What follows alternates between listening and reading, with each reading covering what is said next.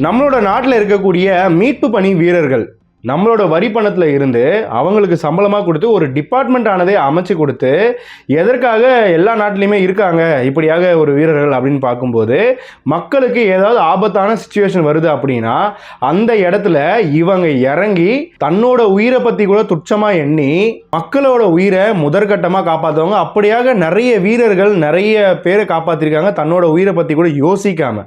அப்படி இருக்கும் பட்சத்தில் இன்னைக்கு ஒரு நபர் ஒரு 30 அடி ஆழத்தில் தேங்கி இருக்கக்கூடிய தண்ணியில காரோட முழுகப்பட்டு இருக்கும்போது கிட்டத்தட்ட 80 பேர் அங்க இருந்தும் ஆனா அவரை காப்பாற்ற முடியாம இன்னைக்கு அவர் அந்த தண்ணியிலேயே முழுகி இறந்தும் போயிட்டாரு. அந்த மாதிரியான ஒரு சம்பவம் ரொம்பவுமே கொடுமை. தன்னோட தந்தை கண் முன்னாடியே தண்ணியில மூழ்கி இறந்திருக்காருங்க. அப்படியாக ஒரு விஷயம் தான் இப்ப கிரேட்டர் நொய்டா, மிகவும் பணக்கார ஏரியா அப்படின்னு சொல்லக்கூடிய இடம் தான் கிரேட்டர் நொய்டா. அங்க இந்த மாதிரியான ஒரு சம்பவம் நடந்திருக்கிறது ரொம்பவுமே அதிர்ச்சிக்குள்ளாக்குது. கம்ப்ளீட் சிஸ்டம் ஃபெயிலியர் அப்படின்னு ஒருத்தருமே உத்தரப்பிரதேஷ் கவர்மெண்ட்டையே விமர்சிச்சுட்டு வந்துட்டு இருக்காங்க. அந்த மாதிரியான ஒரு சம்பவத்தை பத்தி தான் இந்த வீடியோல நாம பார்க்க போறோம். எப்படி இந்த நபர் இந்த பள்ளத்துக்குள்ள விழுந்தாரு, என்ன நடந்துச்சு, எப்ப நடந்துச்சு அப்படிங்கிற கம்ப்ளீட் டீடைல் நாம வீடியோக்குள்ள போய் ரொம்ப குயிக்கா பார்த்துடலாம். டிகோட் சோஷியல் நேயர்களுக்கு எனது அன்பு வணக்கங்கள். நான் உங்கள் ஜோதி பாபு.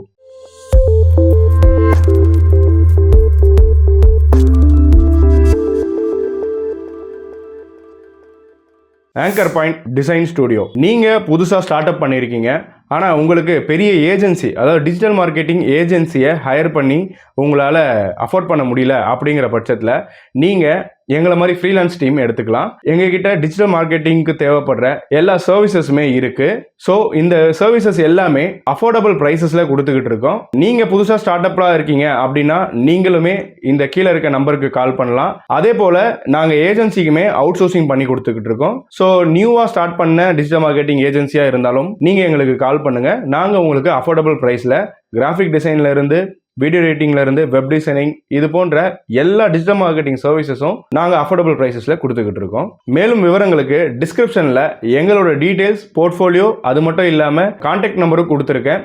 கண்டிப்பாக கான்டாக்ட் பண்ணுங்க. உங்க பிசினஸ்க்கு தேவைப்படுற சர்வீசஸை அஃபோர்டபுள் பிரைசஸ்ல எடுத்துக்கலாம். 27 வயதுடைய யுவராஜ் மெஹ்தா குருகிராம் பேஸ்டு கம்பெனில சாஃப்ட்வேர் இன்ஜினியரா ஒர்க் பண்ணிட்டு இருக்காரு. மேலும் கிரேட்டர் நொய்டா செக்டார் 150ல இருக்கக்கூடிய டாடா யுரேகா பார்க் சொசைட்டில தான் இவர் வாழ்ந்துட்டு வந்துட்டு இருக்காரு. இவர் ரெகுலரா யமுனா எக்ஸ்பிரஸ் வே இந்த வழித்தடத்தை தான் தன்னோட ஆபீஸ்க்கு போறதுக்கும் திருப்பி வீட்டுக்கு வர்றதுக்கும் யூஸ் பண்ணுவாரு. அப்படியாக ஜனவரி 16 மிட் நைட்டு ஜனவரி 17 ஆரம்பிச்ச ஒரு 4 நிமிஷத்துல இந்த ஒரு அசம்பாவிதம் நடந்திருக்கு. என்ன ஆயிருக்கு அப்படின்னு பார்க்கும்போது, யுவராஜ் மெஹ்தா தன்னோட வீட்டுக்கு அவரோட காரான கிராண்ட் வித்தாரா அதுல வந்துகிட்டு இருக்காரு. பொதுவா யூஸ் பண்ற வே தான், பொதுவா யூஸ் பண்ற கார் தான். அது என்ன அப்படின்னு பார்க்கும்போது அன்னைக்குன்னு பார்த்து 90 டிகிரி டர்னிங் வந்திருக்குங்க. அந்த டர்னிங் வரும்போது அவருக்கு சரியான விசிபிலிட்டி இல்லை. ஏன்னா டெல்லியில நமக்கு எல்லாருக்குமே தெரியும் அடர்ந்த பனி. அந்த காரணத்தினால இவருக்கு நிலை தடுமாறி இருக்கு. அந்த ஒரு டைம்ல கார் நிலை தடுமாறி அந்த பள்ளத்துல போய் விழுந்திருக்குங்க. அதாவது அந்த பள்ளம் எப்படி இருக்கும் அப்படின்னு பார்க்கும்போது, நம்மளோட ஏரியாலாம் ட்ரைனேஜ் மாதிரி கட்டி விடுவாங்கல்ல, அப்படியாக ஒரு செவர் இருக்கு.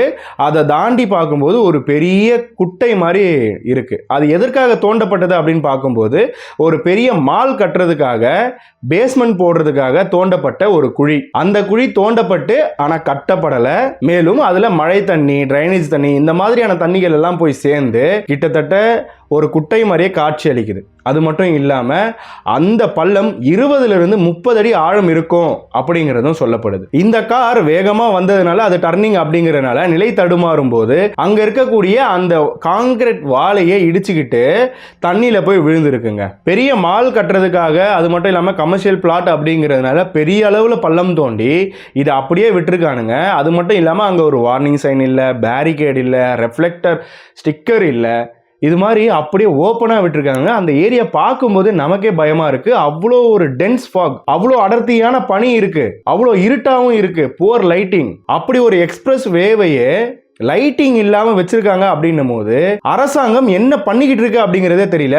இது கம்ப்ளீட் சிஸ்டம் ஃபெயிலியரா தான் பார்க்கப்படுது. இப்படியாக இந்த 12 மணி சுற்றளவுல தான் இந்த காரானது அந்த பள்ளத்துல போய் விழுந்துருச்சு. அப்படி இருக்கும்போது ஜனவரி 17, 2026 இந்த யுவராஜ் மெஹ்தா கார் அந்த தண்ணியில விழுந்த உடனே அந்த கார் முழுக ஆரம்பிச்சிருக்கும். ஸோ இவர் என்ன பண்றாருன்னா அப்படியே கிளைம் அப் பண்ணி அந்த காரோட பானட்ல வந்து நிக்கிறாரு. தன்னோட அப்பா ராஜ்குமார் மெஹ்தாக்கு கால் பண்றாரு.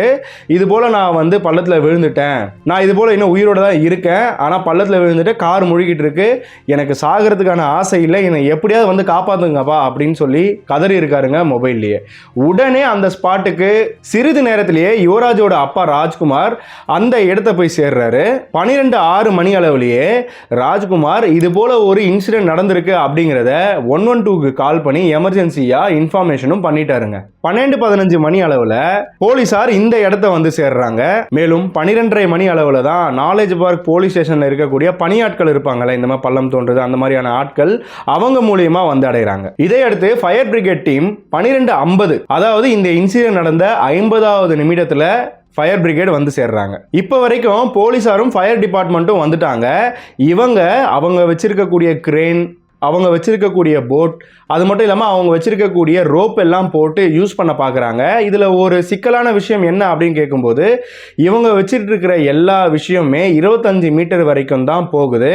ஆனால் அந்த கார் முழுகப்பட்டிருக்கிற இடம் 30 மீட்டர் தாண்டி இருக்கு. அப்படி இருக்கும்போது இவங்களால உடனே ரெஸ்கியூ பண்ண முடியல அப்படின்னு தத்தளிச்சுக்கிட்டு இருக்காங்க. மேலும் தண்ணிக்குள்ளேயே யாருமே இறங்கவே இல்லை. என்ன அப்படின்னு கேட்கும்போது சிவில் போலீஸார் யாருக்குமே ஸ்விம்மிங் அடிக்க தெரியாது. மேலும் இது குளிர்ந்த நீரா இருக்கு. அது மட்டும் இல்லாம இது கன்ஸ்ட்ரக்ஷன் சைட் அப்படிங்கறதுனால இரும்பு ராடு எல்லாமே நிக்க வைக்கப்பட்டிருக்கு, அதனால உள்ள இறங்குறது ரிஸ்க் அப்படின்னு சொல்லிட்டு ஒரு உயிர் அவங்க கண்ணு முன்னாடியே கொஞ்சம் கொஞ்சமா முழுகிட்டு இருக்கு. அதையுமே இவங்க பார்த்துக்கிட்டு கொஞ்சம் கொஞ்சமா இதெல்லாம் ட்ரை பண்ணிக்கிட்டே இருக்காங்க. யுவராஜ் மெஹ்தா அந்த காரோட ஃப்ளோர் மேலேயே ஏறிட்டார். ஏன்னா அதுக்கு அடுத்து கார் வந்து அதோட வெயிட்டுக்கு முழுகிட்டே தான் போகும். அப்படியாக இருக்க கார் மேல ஏறி நின்று டார்ச் எடுத்துக்கிட்டு அவர் கத்திக்கிட்டுமே இருக்காரு தன்னை காப்பாற்ற சொல்லி. ஆனா இவங்க யாருமே உள்ள இறங்கலைங்க. ஃபயர் டிபார்ட்மெண்ட் அப்படின்றவங்க கண்டிப்பா ட்ரைனிங் எடுக்கப்பட்டிருப்பாங்க. ஆனா தண்ணி சிலிண்டருக்கு உள்ள கம்பி இருக்கும் அப்படிங்கிற ரீசன்னாலையும் அங்க அடர்ந்த பனி இருக்கு, அதனால எங்களால பார்க்க முடியல, அவரோட விசிபிலிட்டியே எங்களுக்கு தெரியல அப்படின்னும் ரொம்பவுமே தாமதம் பண்ணியிருக்காங்க.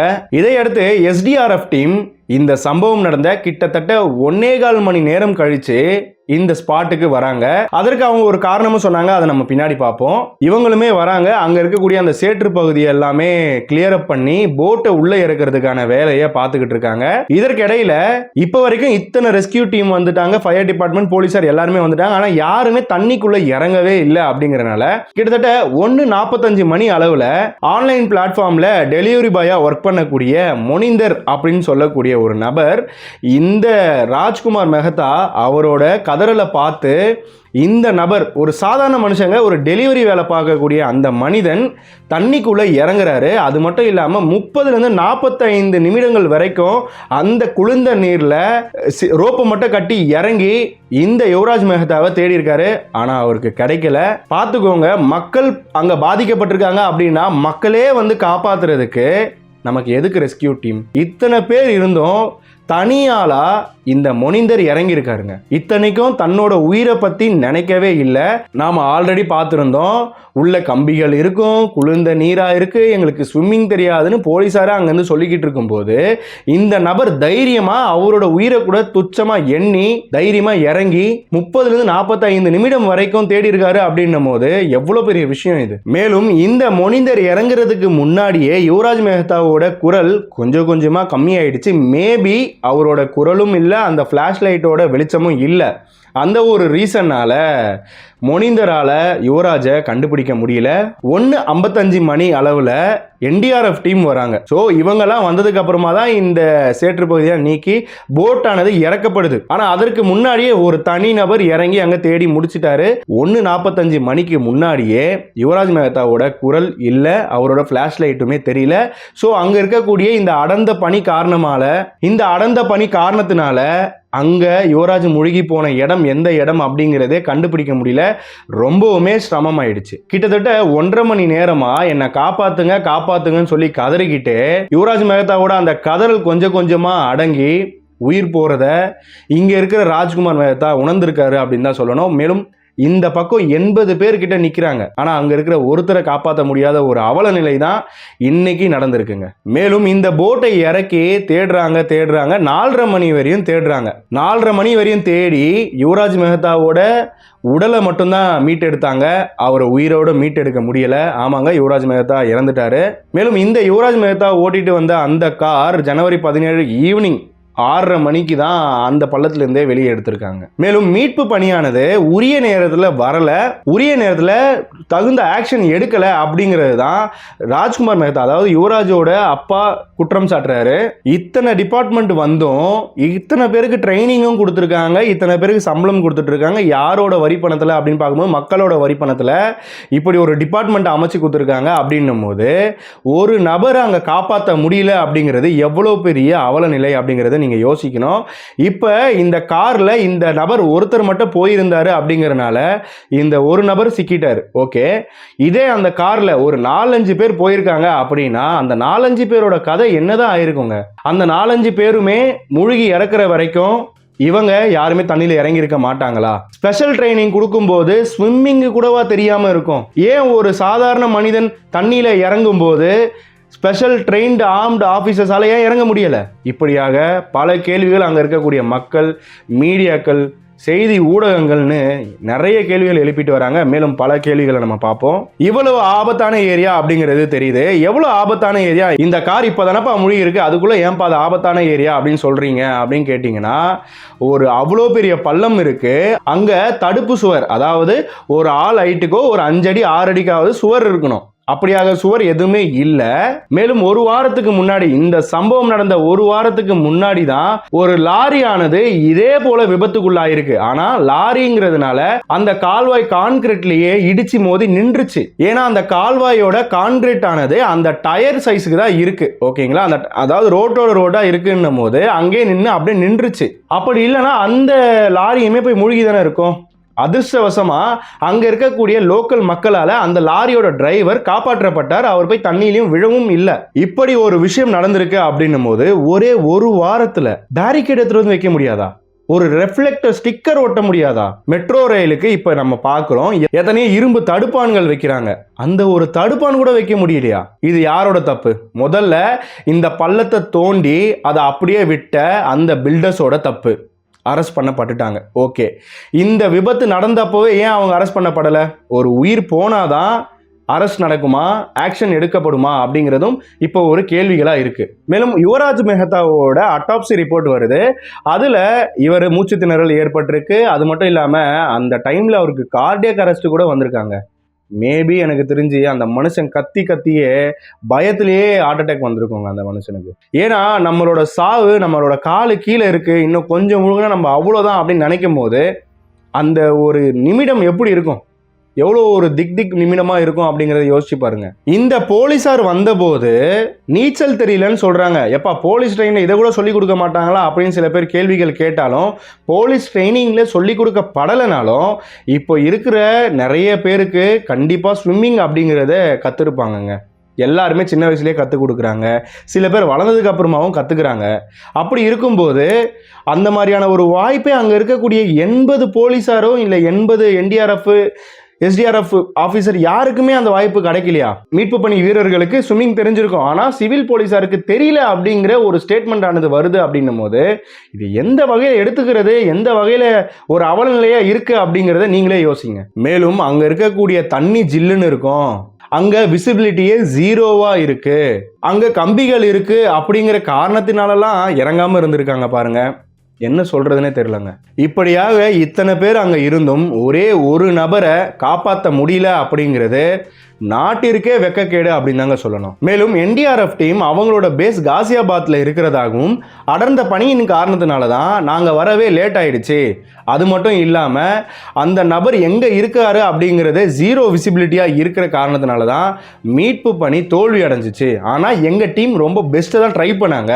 மேலும் அங்கே விசிபிலிட்டி எந்த அளவுக்கு இருக்கும் அப்படின்னு பார்க்கும்போது 10 மீட்டர் தொலைவில் இருக்கிறதே சரியா தெரியல, அந்த அளவுக்கு அடர்ந்த பனி இருக்கு அப்படிங்கறத சொல்றாங்க. கண்டிப்பா இருக்கு, ஆனா அதற்கான ப்ரியர் எக்யூப்மெண்ட் ஆனது இருக்கணுமா இல்லையா? ஒரு டென்ஸ் ஃபாக் இருக்கக்கூடிய ஏரியா அப்படின்னா அங்கே என்ன டெக்னாலஜி நம்ம யூஸ் பண்ண முடியும், என்ன லைட்டிங் நம்ம கொண்டு வர முடியும், எப்படி காப்பாற்ற முடியும் அப்படிங்கிறத உடனே யோசிச்சு பண்ண வேண்டியது தானங்க நம்ம ரெஸ்கியூ டீமோட வேலை. ஸோ இந்த மாதிரியான ஒரு விஷயங்கள் என்டிஆர்எஃபோட சீனியர் அஃபிஷியல் சொல்லியிருக்காங்க. இதையடுத்து நான் ஆல்ரெடி சொன்ன மாதிரி அவர் 30 மீட்டர்ல இருக்காரு, எங்ககிட்ட இருந்ததெல்லாம் 20 மீட்டருக்கு அளவுக்கு தான் போச்சு, அதனால காப்பாற்ற முடியல அப்படின்னு சீனியர் போலீஸார் சொன்னாங்க. மேலும் ஃபர்ஸ்ட் ரெஸ்பாண்டர் அப்படிங்கிறதே இந்த போலீஸாரும் ஃபயர் டிபார்ட்மெண்ட்டும் தான். ஸோ இவங்க என்ன கதை சொல்றாங்க அப்படின்னு பார்க்கும்போது, சிவில் போலீஸாருக்கு ஸ்விம்மிங் தெரிஞ்சிருக்கணும் அப்படிங்கிறது நெசசிட்டியே இல்லை, ஸோ அதனால அவங்க கத்துக்கல, ஸோ அதனால அவங்களுக்கு தெரிஞ்சிருக்கணுன்ற அவசியம் இல்லாதனால அவங்களுக்கு ஸ்விம்மிங் தெரியல அப்படிங்கிற ஒரு விஷயமும். மேலும் ஃபயர் பிரிகேட் டீம் அவங்க நெருப்போட ஃபைட் பண்றவங்க, அதனால அவங்க கிட்ட போட் இருக்கணும் அப்படிங்கிற நெசசரி இல்லை, அதனால தான் அவங்க கிட்ட போட் இல்லை அப்படின்னாங்க. சரி ஓகேங்க, ஃபயர் ஃபைட்டர்ஸுக்கு ஸ்விம்மிங் தெரிஞ்சிருக்கணுமா தெரிஞ்சிருக்க கூடாதா, அது நெசசிட்டி இருக்கா இல்லையா அப்படிங்கிறத நீங்க கமெண்ட் பண்ணுங்க. தெரிஞ்சவங்க கண்டிப்பா கமெண்ட் பண்ணுங்க.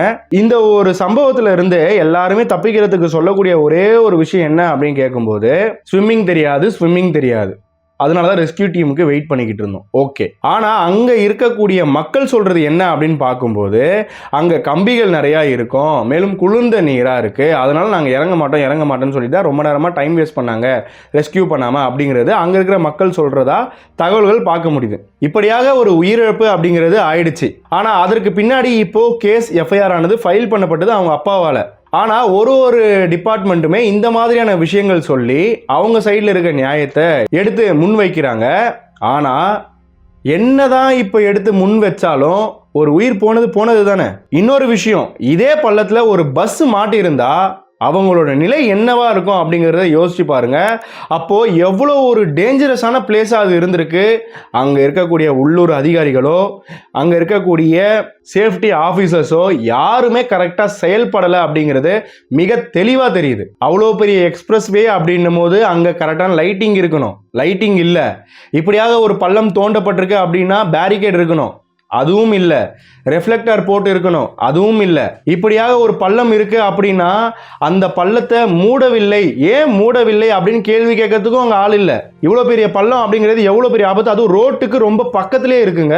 அந்த மீட்பு பணிகள் எல்லாம் பார்க்கும்போதே ரொம்பவுமே பயமா இருக்கு. எப்படிதான் இந்த ஏரியாவில் வண்டி ஓட்டிட்டு போறாங்க வராங்க அப்படிங்கிறதே யோசனையா இருக்கு. இதை தான் எல்லோரும் இப்போ சிஸ்டம் ஃபெயிலியர்னு சொல்லிட்டு வந்துட்டு இருக்காங்க. ஏன்னா கம்ப்ளீட்டா இவங்க மேல தப்பு அவங்க மேல தப்புன்னு சொல்றதை விட கம்ப்ளீட் சிஸ்டமே ஃபெயிலியரா தான் இருக்கு அப்படிங்கிறத எல்லோரும் குற்றம் சாட்டக்கூடிய ஒரு விஷயமா இருக்கு. அந்த இடத்துக்கு இருக்கக்கூடிய சேஃப்டி மெஷர்ஸ் கரெக்டா இருந்திருந்தாலே இந்த மாதிரியான ஒரு அசம்பாவிதம் நடந்திருக்காது. அப்போ இந்த ஒரு சேஃப்டி மெஷர்ஸை கவனிக்க தவறிய அதிகாரிகள் யாரு? அவங்க டிஸ்மிஸ் பண்ணப்படணும். ஆனா சஸ்பெண்டோ அரெஸ்டோ இதுதான் ஆவாங்க கண்டிப்பா. மேலும் 3 நபர் கொண்ட எஸ்ஐடி டீம் ஆனது அமைக்கப்பட்டிருக்கு. விசாரணையானது போகும். இதுல விசாரணைக்கே என்ன இருக்கு அப்படிங்கிறது எனக்கு சுத்தமா தெரியல. மேலும் இந்த பில்டர்ஸ் 2 பேரை சொல்றாங்க. அந்த 2 பில்டர்ஸையுமே அரெஸ்ட் பண்ணியிருக்காங்க. அந்த 2 பில்டர்ஸோட ரெஸ்பான்சிபிள் பர்சன்ஸை அரெஸ்ட் பண்ணியிருக்கிறதாகவும் தகவல்கள் பார்க்க முடியுது. இந்த அரெஸ்ட் ஆனது நான் முன்னாடியே சொன்ன மாதிரி லாரி ஆக்சிடென்ட் ஆன அப்பவே பண்ணியிருந்தா இன்னைக்கு ஒரு உயிர் போயிருக்குமா? ஏன் இதை அன்னைக்கு எந்த ஒரு அதிகாரிகளும் கவனம் செலுத்தி பார்க்கல அப்படிங்கிறதே இன்னைக்கு ஒரு கேள்வியா இருக்கு. இங்க அந்த லாரி ஆக்சிடென்ட் ஆச்சுன்னு சொன்னல, அப்பவே ஒரே ஒரு சின்ன பேரிகேட் வச்சு ரெஃப்ளெக்டர் வச்சிருக்கணும், அங்க தேவையான லைட்டிங் செட்டப் பண்ணி இருந்தாங்க அப்படின்னா இந்த ஒரு விஷயம் ஹைலைட்டா தெரிஞ்சிருக்கும். அங்க ஒரு பள்ளம் இருக்கு அப்படிங்கிறது கண்டிப்பா அங்க இருக்கக்கூடிய இந்த விபத்துகள் தடுக்கப்பட்டிருக்கும்.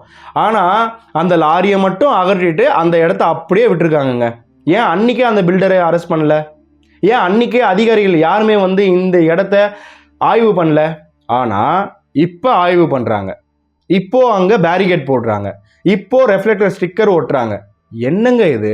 ஒரு உயிர் போனாதான் இங்கே எல்லோருக்குமே அவங்கவுங்க வேலையை கரெக்டாக செய்யணும் அப்படிங்கிற எண்ணம் வருமா? சுத்தமாக புரியலைங்க. மேலும் இந்த கட்டுமான நிறுவனமும் அங்கே இருக்கக்கூடிய உள்ளூர் அதிகாரிகளும் எவ்வளோ அலட்சியத்தனமாக இருக்காங்க, எவ்வளோ அலட்சியத்தனமாக இருந்திருக்காங்க அப்படிங்கிறதே ரொம்ப கிளியராக தெரியுதுங்க. வாங்குற சம்பளத்துக்கு சிறிதளவு வேலை பார்க்கணும்னு நினச்சிருந்தா கூட இந்த விபத்து தடுக்கப்பட்டிருக்கும் அப்படிங்கிறது தான் இன்னைக்கு எல்லோருமே பேசப்பட்டு இருக்காங்க. சரமாரி கேள்விகள் சோசியல் மீடியாவில் நம்மளால பார்க்க முடியுது. இதுல இன்னொரு கொடுமையான விஷயம் என்ன அப்படின்னு கேட்கும்போது, இங்க இருக்கக்கூடிய லோக்கல் மக்கள் ஆல்ரெடி இங்க வந்து ஒரு தடுப்பணை இல்லை, அதாவது பேரிகேட் இல்லை, அங்க ஒரு வார்னிங் சைன் இல்லை, அங்க ஒரு ரெஃப்ளெக்டர் இல்லை, இது மாதிரி இங்க ஒரு பள்ளம் இருக்கு, இது தெரிஞ்சுக்கிற அளவுக்கு ஏதாவது ஒரு வழிவகை பண்ணுங்க அப்படின்னு பல முறை கம்ப்ளைண்ட் ரைஸ் பண்ணியிருக்காங்க. அட்லீஸ்ட் நீங்களா போய் செக் பண்ணலனாலும் ஒரு கம்ப்ளைண்ட் வருதுன்ற போதாவது நீங்க போய் செக் பண்ணியிருந்தா இப்போ இந்த விபத்து தடுக்கப்பட்டிருக்குமா?